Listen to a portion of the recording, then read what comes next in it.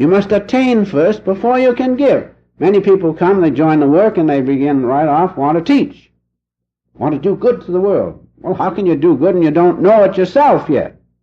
So the thing is, we must attain first. And Ramakrishna said most wonderful words. He said, unless God's power flows through you, you cannot help others. You cannot give to others.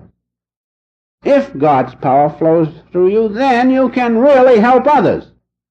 If not, you can do nothing.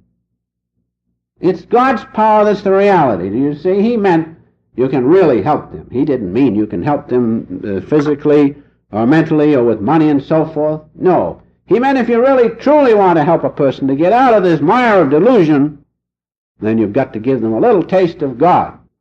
Now Jesus said that. His life is an example of that.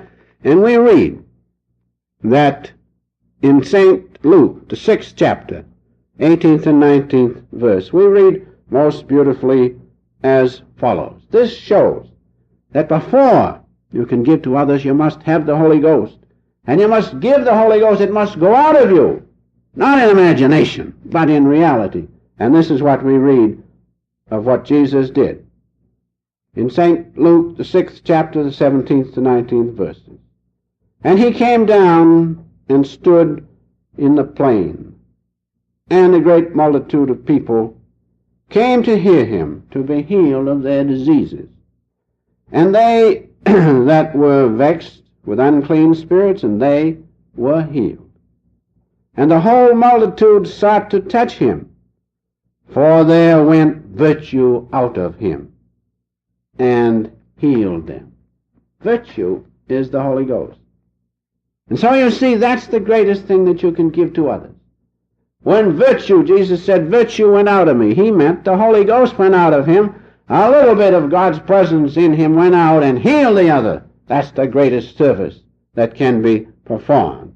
And so finally, in the Bhagavad Gita, we have that spoken of without question most clearly as follows in the 18th discourse, 65th line, where we read, I want you to listen carefully, this is the epitome of the highest performance of service. The greatest service, remember, is to give others a little bit of God's presence in you. But to do that, you have to know him first. You can't give something you haven't got, can you? That's why self-realization is so important. It gives us the ways and the means to contact God. And if it's God's will that his power flows through you, you can give to others. If it isn't, you can't do a thing, really. Now it says just that here in the Bhagavad Gita, 18th discourse, as follows. First, it emphasizes the first commandment. Thou shalt love the Lord thy God with all thy strength, with all thy soul, and with all thy might. If you do that, you will have God contact. It says, merge thy mind in me. Be my devotee. Sacrifice to me. Prostrate thyself before me. That means fully surrender to God's consciousness in yourself. You can't do it. If you have diversions and are attachments, you can't do it. But if you really want him, you can do it, because he's the doer. Merge thy mind in me. Prostrate thyself before me. Thou shalt come even to me. I pledge thee my troth. Thou art dear to me. Imagine, Master of the universe speaking to his devotees, you and me, who really want God. That's the first point. Then it says, speaking about the greatest service you can perform is this. He who shall declare this supreme secret among my devotees, having shown the highest devotion to me, without doubt he shall come to me. He who shall declare this supreme secret, the supreme secret is that if you love God with all your heart and soul, the Master of the universe will come to you. That's the supreme secret. But it says, he who shall declare that. Now it doesn't just mean saying, as I have said, God will come to you if you merge in him. No. It means he who shall give some of God in him to others. He who shall do that. That's what declare means. He who shall do that, having shown the highest devotion to me, without doubt he shall come to me. Now, if you really want God, do that. Merge in him. Be one with him. He will come to you. Then it says, nor is there any among men who performeth dearer service to me than he. There's nothing you can do greater. There's no greater service than to give God to others. I mean in reality. But don't you see? That presupposes that you must perform the first commandment. Thou shalt know God. Thou shalt love God with all thy heart, strength, and thy might. Then you can do the second commandment, carry it out. Thou shalt give that to others.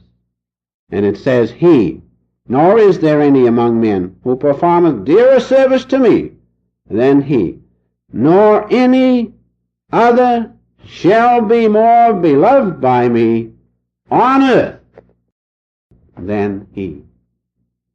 So there you have the answer to find God in service. There's no greater service that you can do than prepare yourselves, prepare your vehicles for the coming of divinity, for the coming of God. And when he's in you, if it is his will, and it passes through you as the instrument to others, that's the greatest service you can do. Doing that, you know that God is pleased and that you are performing and carrying out his great will. In order to profit from these practical teachings in a meaningful way, which will have a definite and tangible impact in your life, we suggest that you subscribe to the Self-Realization Fellowship's home study course on the science of yoga. Please visit the SRF on the web at yogananda-srf.org or call the SRF's Mother Center in Los Angeles, California at 323-225-2471.